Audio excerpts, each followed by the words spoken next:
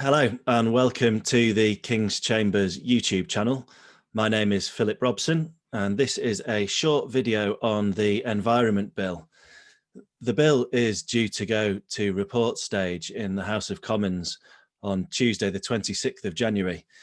That means it should, fingers crossed, eventually make it through the Lords, back to the Commons and onto the statute book at some time this year. As I'm sure most of you will be aware, it is an important part of the government's post-Brexit environmental law strategy. It's in fact been described as a landmark piece of legislation and crops up quite a few times in the Prime Minister's ramblings.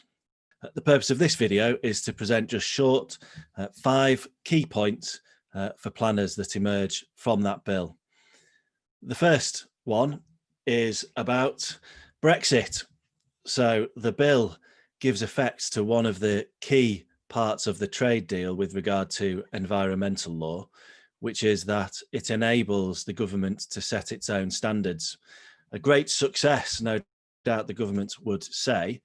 Of course, one has to consider the level playing field provisions also within the trade bill, which means that if environmental standards change in a manner affecting trade or investment between the parties, then there can be consequences for trade.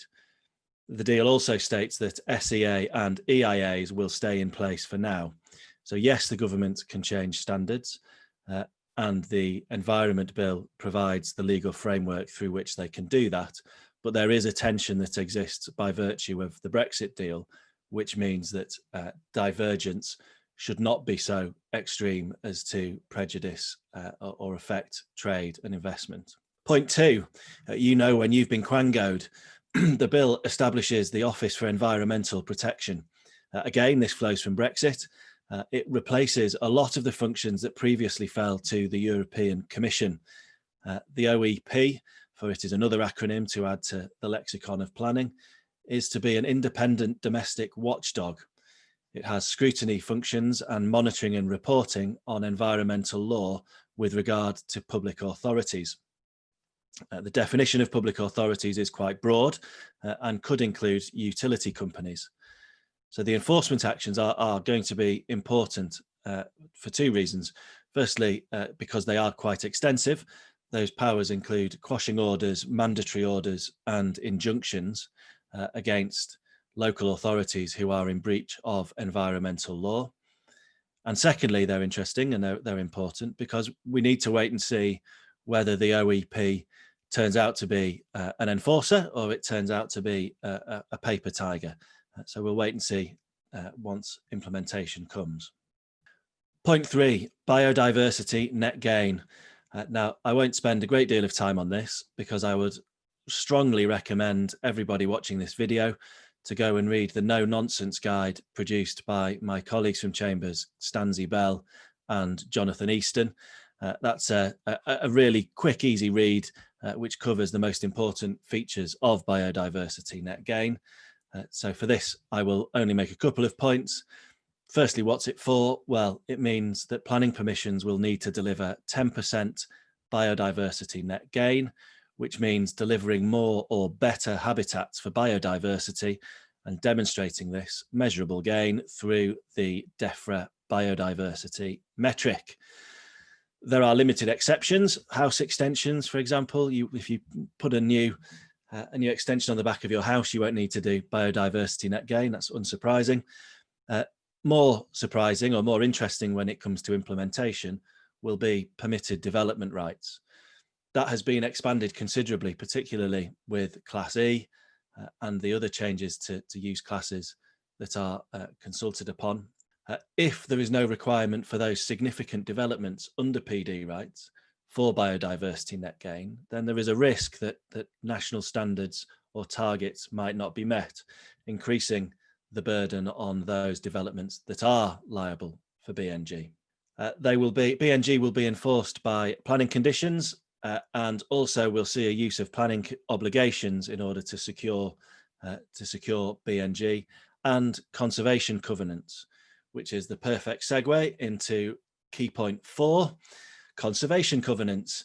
What are they? Well, they are voluntary, legally binding private agreements between a landowner and a responsible body. That's likely to be a public body or a conservation charity.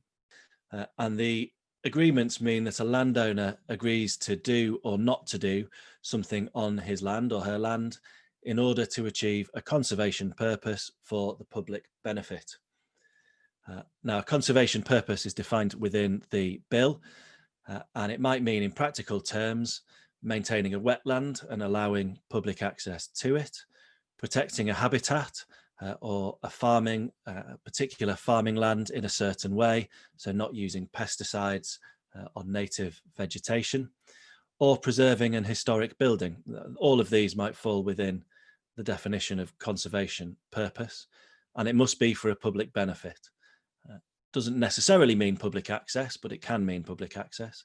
But a judgment call will have to be made about whether the conservation purpose is for the public benefit. There is considerable crossover with Section 106. Conservation covenants will bind subsequent owners and become a local land charge, like a 106. And for breach of a conservation covenant, there can be specific performance and an injunction, again like a 106. Unlike a 106, there can also be orders for damages made if there is a breach of a conservation covenant. So key points on conservation covenants. They are intended to be tools to secure land for a conservation purpose for a public benefit. This might include securing land for biodiversity net gain, although Section 106 is still an option for this too. They're also going to play an important role in nature recovery networks, which are part of local nature recovery strategies, which leads on to point 5, local nature recovery strategies. Now, these are in total only 5 clauses in the draft bill. However, they are clauses which are potentially going to have a significant workload burden, certainly on local authorities, and a potentially very significant effect on landowners looking to bring forward sites. The local nature recovery strategies, inevitably LNRS, will be a statement on biodiversity priorities for the strategy area.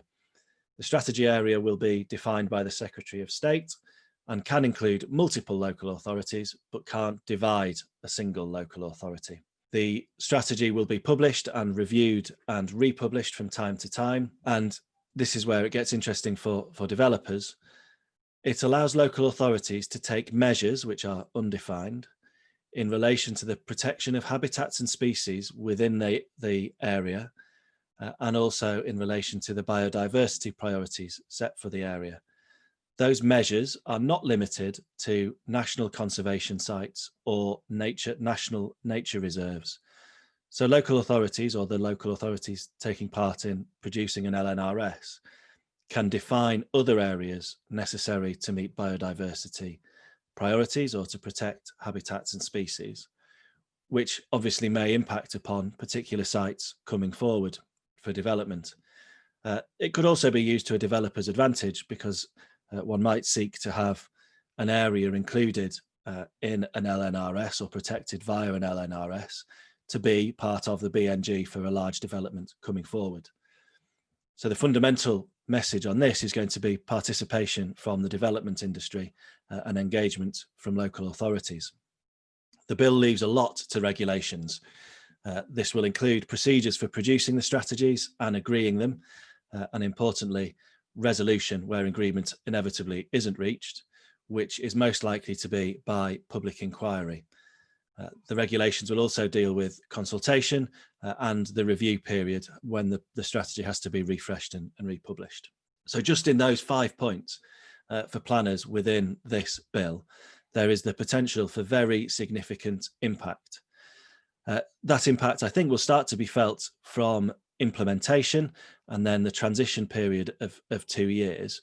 But it's essential, because planning moves slowly, for anybody looking into the medium term or longer term for a particular site to be engaged with the bill, to be factoring it into strategy and to planning for sites coming forward over, as I say, that medium to long term.